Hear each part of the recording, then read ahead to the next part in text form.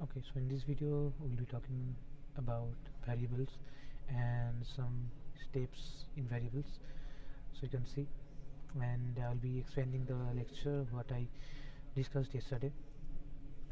So you know what is Python? We have discussed earlier it is print statements, right?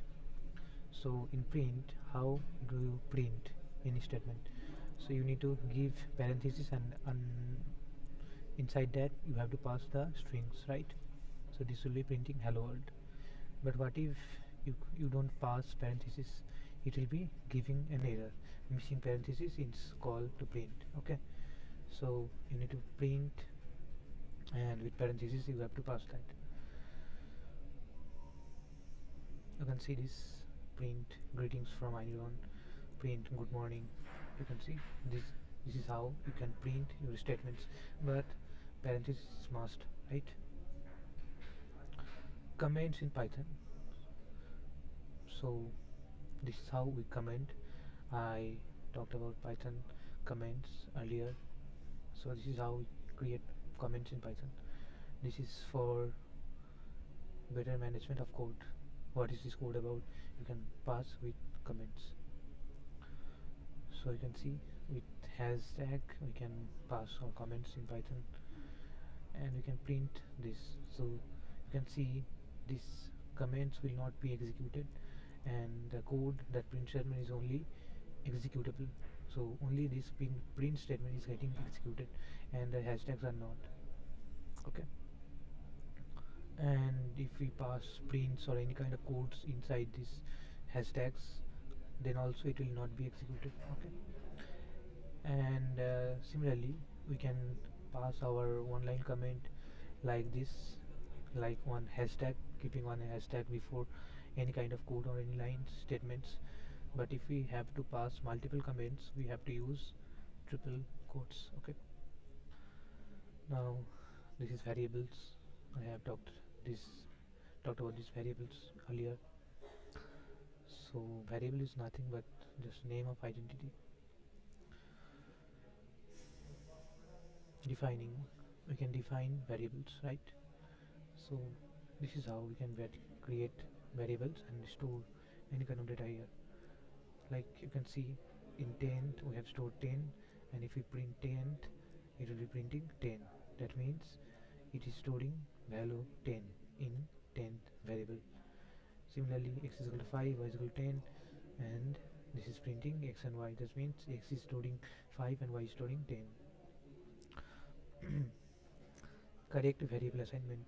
You can see name is equal to iniron, but then we assign, if we assign name is equal to then, and name is equal to this. So what is this meaning? What is this? So we have to pass a correct variable into it. Okay, for variable names there are certain rules which we used to follow as a best practice. Wrong coding practice. So we have to give good naming pattern we have to follow. Okay, 1a, this is not the correct way to define anything. You need to pass a an alphabet, then numeric you can pass, but not numeric then alphabet. That will be an error. You can see this is the error we are getting, right, in build syntax. But you can correct like this. Okay, like alphabetical order then numerical order you can pass. So this is not a good practice. This is not going to be a correct coding. But this one will be correct coding. Okay, variable names are case sensitive. Okay, now name is equal to iniron. So you can see this n is small and this n is capital, but both of them are not similar. Okay, name is different and capital N, the name which has capital N is different. Okay, don't use Python inbuilt function data type as a variable name like integer, one, number. So this is not a good practice. You have to give your own names, not the built-in functions here. Okay,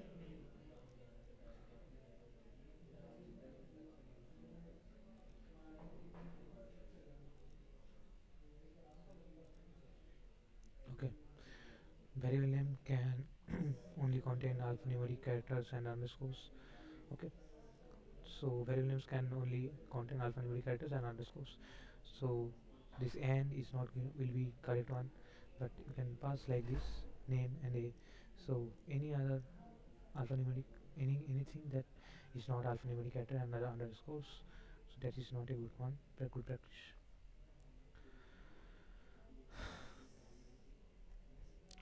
Fundamental data types in Python. I talked about this earlier, but in detail you can talk like this. So integers. Integers letters are created by number without a decimal or complex component. So you can see a is equal to 7. So what is a? A is a integer. Okay. You can see type of this is integer. Floats literals can be created by adding a decimal component to a number like this. A is equal to 1.5. So this is a decimal number. So x is a floating point number. Okay. But if you write same number without decimal, it will be considered as integer. Okay, x is equal to 1, so this is an integer. Okay, so you have to give decimal points to be to for the variable to be float, otherwise it will be integer. Boolean can be defined by typing true or false. So you can see b1 is equal to true, b2 is equal to false. Okay, so those are boolean data types. String letters can be defined with any of single quotes, double quotes, triple quotes. Okay, so you can see your name, this is string. String with double quotes, it was the string with single quote, it is the string with double quotes, and with triple quote it is the string. So you can see complex numbers with the j notations that specify the imaginary part. Okay, so this is how we define complex numbers. Dynamic typing in Python, while the value that a variable points to has a type, the variable itself has no strict type in its definition.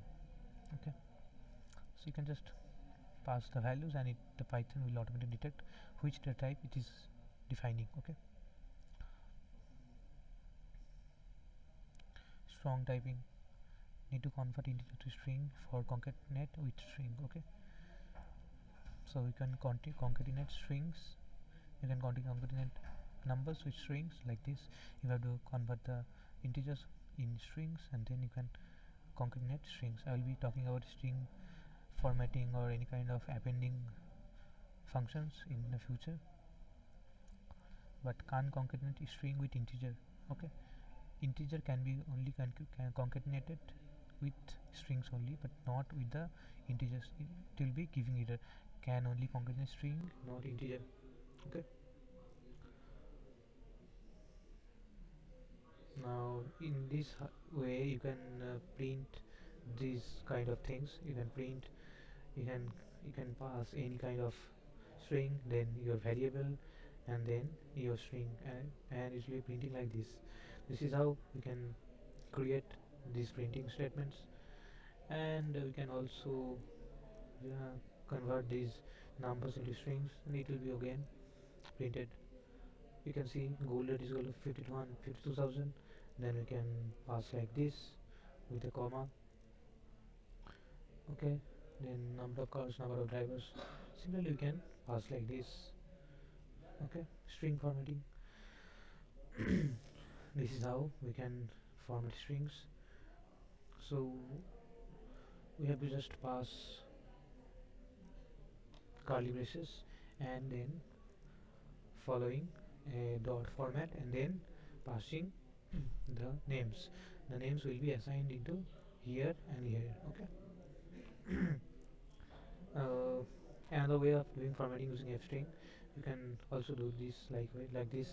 F string, then greetings from A and B. What is A? A is here and B is here. Okay, you can see. Okay, so this is how string formatting works. I'll be talking about string formatting in detail in next lecture, and you can do string formatting like this too, 0 1 2 and 0 means this, 1 means this, and 2 means this. So we can do these kind of string formatting so easily. Okay.